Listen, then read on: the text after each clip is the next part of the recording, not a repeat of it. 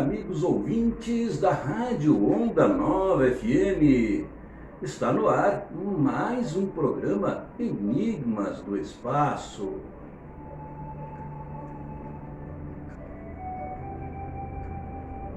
Meus amigos, hoje vamos abordar um tema que nasce com o ser humano, se desenvolve no próprio ser humano e o ser humano vive a vida inteira em busca desse poder de exercer a sua vontade sem limites, ou seja, sem que lhe imponham limites, querendo o ser humano estabelecer os seus limites e dentro dessas balizas, por ele mesmo criada, viver. Estamos falando da liberdade. A liberdade conhecida como grau de independência legítimo, que o próprio nome elegeu como ideal, como seu valor supremo, dando que o homem vive em busca de uma liberdade que ele mesmo jamais alcançará.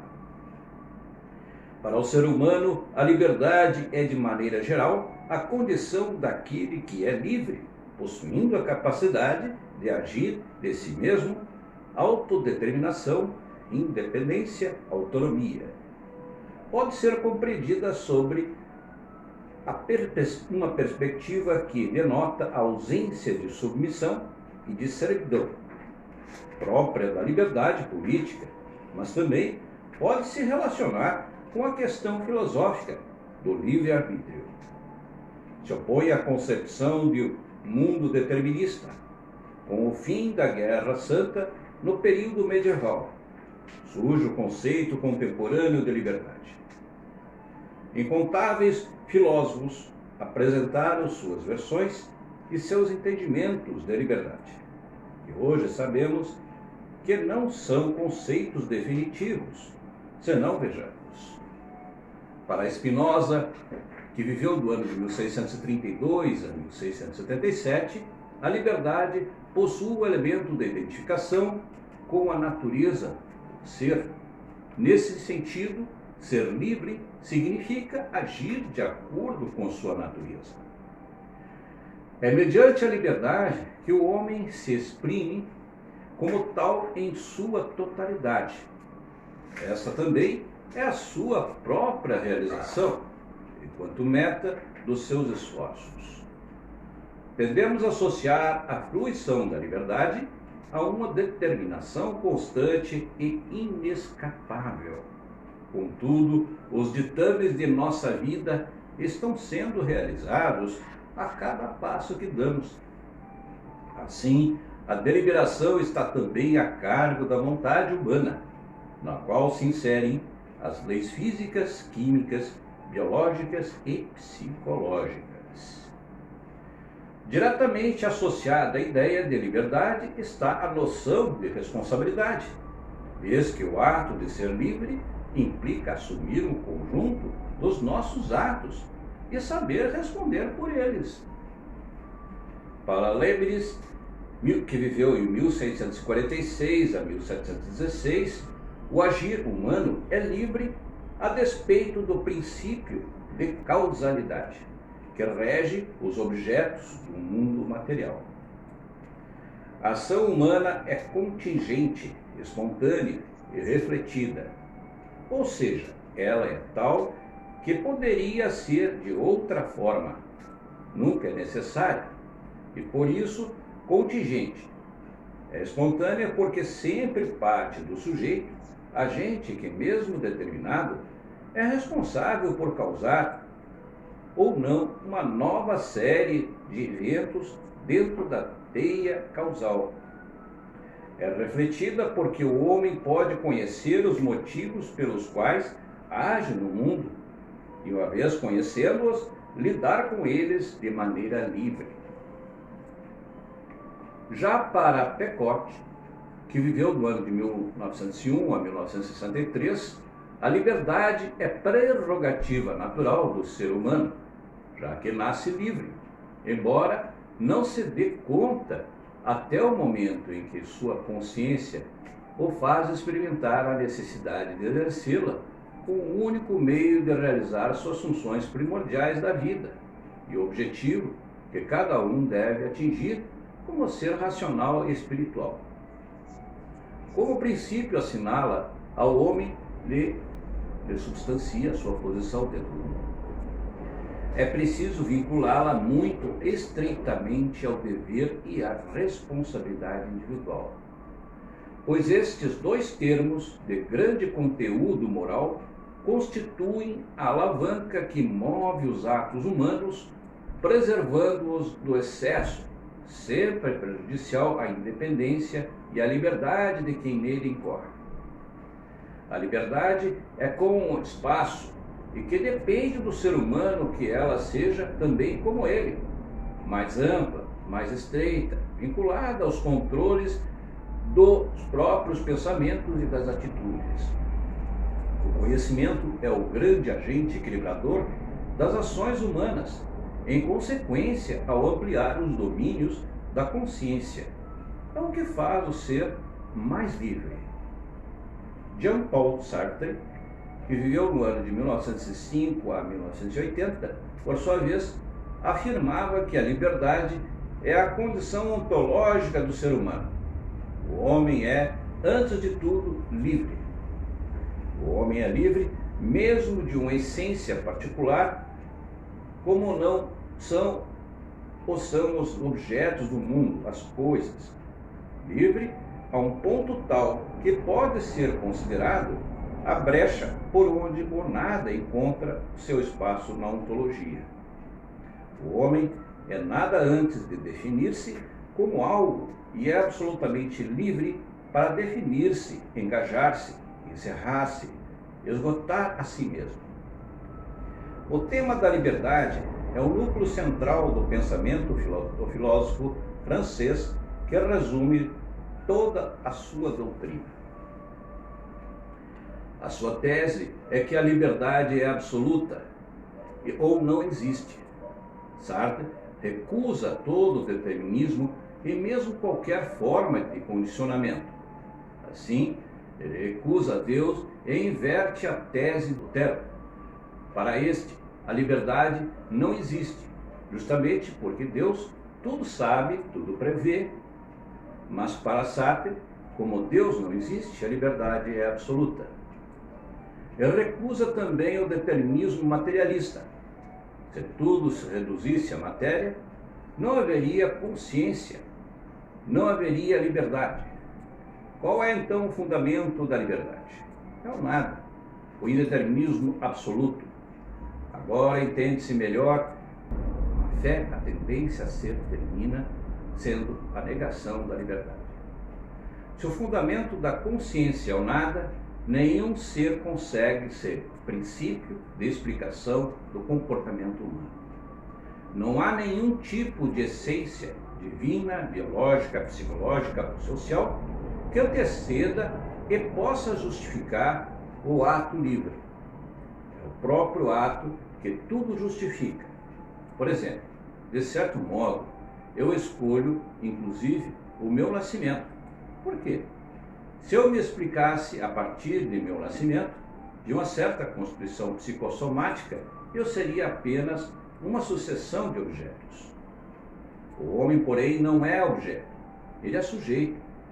Isso significa que aqui e agora, a cada instante, é a minha consciência que está escolhendo para mim aquilo que meu nascimento foi. O modo como sou meu nascimento é eternamente mediado pela consciência, ou seja, pelo nada. A falsificação da liberdade, ou má-fé, reside precisamente na invenção dos determinismos de toda espécie que põe o ser no lugar do nada. A liberdade humana revela-se na angústia. O homem angustia-se diante de sua condenação à liberdade. O homem só é livre para não ser livre, está condenado a fazer escolhas. E a responsabilidade de suas escolhas é tão opressiva que surgem escapatórias através das atitudes, paradigmas de má-fé em que o homem aliena-se de sua própria liberdade, mentindo para si mesmo através de condutas, ideologias que o isentem da responsabilidade sobre as próprias decisões. Entretanto, com todo o respeito que esses grandes homens merecem, não seria nenhuma heresia afirmarmos que, aqui nesse mundo, até mesmo dentro deste universo, a liberdade plena e absoluta não existe. Vês que o homem cresce os poderes e a força para exercer com plenitude e amplitude a liberdade. Uma rápida reflexão sobre os ensinamentos que emergem do livro Universo em Desencanto, podemos observar que o homem nunca foi plenamente livre nesse campo eletromagnético. E para poder exercer a liberdade absoluta que existe em seu eu, pulsando em seu interior, mas jamais exercida, o homem vive realizando substituições e trocas para se sentir um ser absolutamente livre, principalmente livre dos males acima destacados pelos citados e grandes filósofos. Um jeito inteligente de não sentir angústias e outras coisas mais. Assim, para uma melhor compreensão, pergunto aos amigos: o ser humano que mora no 20º andar, ele tem a liberdade de querer sair pela janela? Não. Tem a liberdade de não descer pelas escadas ou pelo elevador? Não.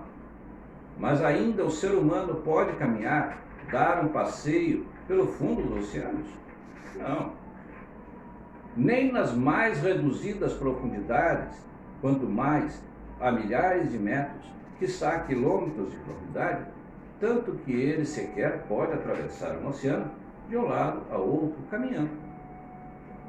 O que faz o ser humano para ter essa liberdade?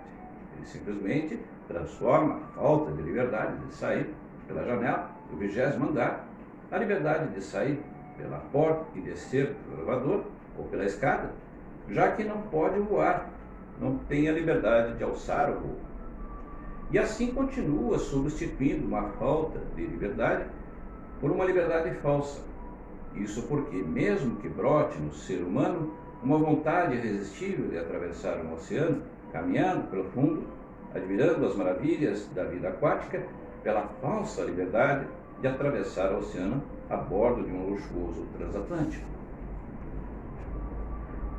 Então, amigos, o homem nesse estágio em que se encontra não possui a liberdade absoluta, inquestionável, inequívoca, assim como todos os seres vivos que habitam o universo, pois os pássaros não andam pelos mares e os peixes não voam pelos ares. Todos substituem a liberdade absoluta por uma liberdade conveniente, portanto, falsa. Os conhecimentos que nos são revelados pelo livro Universo em Desencanto nos mostram que essa liberdade absoluta, ampla e total existe, mas para tanto o ser humano necessita, antes de mais nada, conhecer a si próprio, pois assim conhecerá o seu poder, a sua força, o seu alcance. Se conhecendo, ele saberá usufruir, como usufruir a liberdade absoluta que existe, mas somente quando o homem retornar à sua origem e a encontrar, visto que ele perdeu essa condição de ser livre ao deixar de viver no seu ideal habitat, deixando por lá a faculdade de viver em plena e absoluta liberdade. Assim, amigos, recomendo a todos que leiam este livro, Universo em Desencanto, que muitos, como já disse, confundem e entendem como se fosse religião, fosse por ele nos ensinar, entre muitas e muitas coisas, que o ser humano jamais sonhou em aprender, realidades transcendentais e muito superiores ao nosso alcance. O Universo em Desencanto não é religião e, acima de tudo, respeita o livre-arbítrio do ser humano, que vem a ser o primeiro passo do homem exercer a liberdade absoluta sem trocas ou substituições, que vem diretamente de Deus, através dos canais de comunicações ligados ao cérebro e que são elencados com precisão e lógica nesse livro portador de uma cultura simplesmente extraordinária. Enquanto aqui vivermos, nossa liberdade será um veículo de trocas e substituições, e longe ficaremos da liberdade total, ampla e absoluta. Muito bem, meus amigos, espero que tenham gostado desse tema abordado hoje, liberdade, e, como sempre, me coloco à disposição para esclarecer possíveis dúvidas desse tema, né, ou trocar informações, né, como queira. Me coloco sempre à disposição, onde quer que eu esteja, né, e nos canais que sempre anuncio aqui, né, no meu e-mail, marcelodefigueiredoramos@gmail.com, e no meu WhatsApp, DDD 51 996 14 10 41. Vos agradeço a audiência dispensada, desejo-vos um ótimo final de semana e um forte abraço, meus amigos.